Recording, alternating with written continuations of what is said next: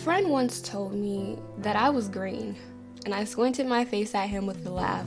Then I asked him, what does that even mean? And he basically explained that it meant that I didn't really know a lot of things, and he was referring to street smarts. When I looked it up, I learned that someone who is green has little experience with life, and is innocent, and is just inexperienced. At first, I was insulted.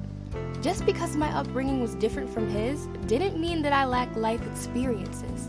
I didn't want to accept the term green because it felt like it invalidated all of my childhood experiences.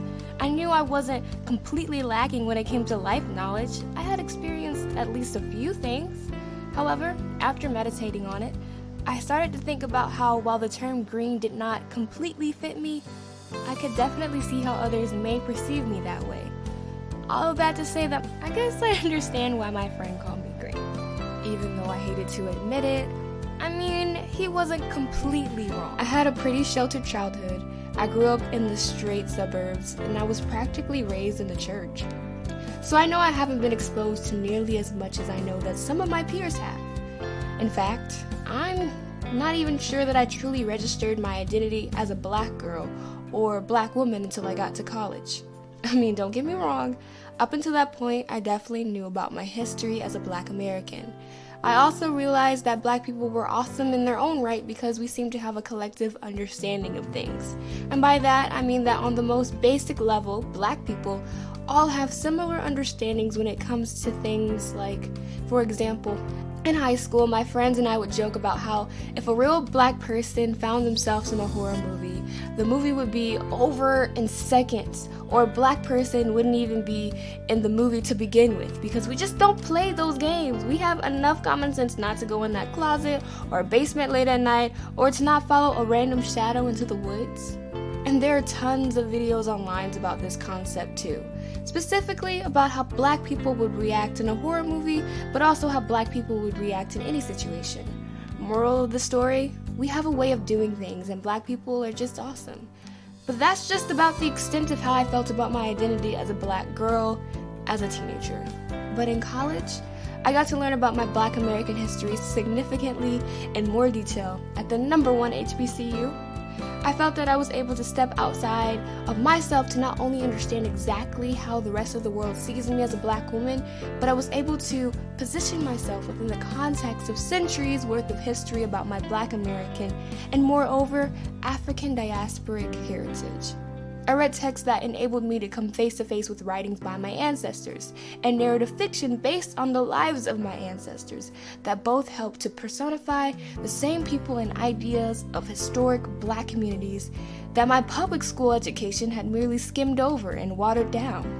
I was provided with an extensive understanding of my culture and developed an intense appreciation for it in ways that I hadn't before. And it is this appreciation that has helped me to process my identity as a black woman. When I got to college, not only was I exposed to a new way of understanding and connecting with my black identity, but like I said, I was pretty sheltered, so I was introduced to a plethora of different personalities, perspectives, and understandings.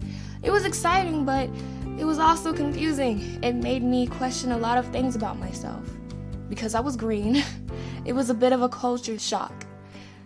Campus life paired with intensive academics that also offered a new life perspective was a lot for me, but it definitely gave me something to work with and to add under my belt when it came to life experiences.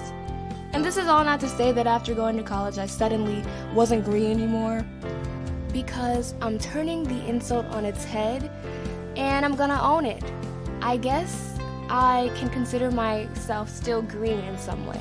I'm not saying this to invalidate who I already was, because while I accept the term green, I refuse to subscribe to its definition in its entirety. Like I said, I was knowledgeable about life before college.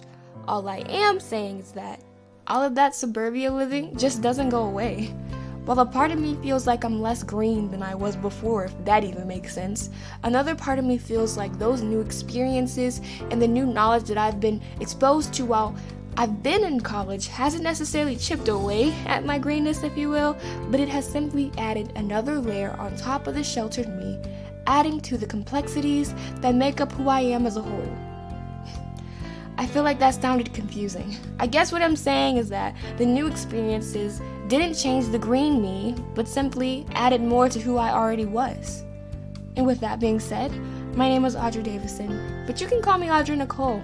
Right now, I'm a junior at Spelman College, and this is my current life story.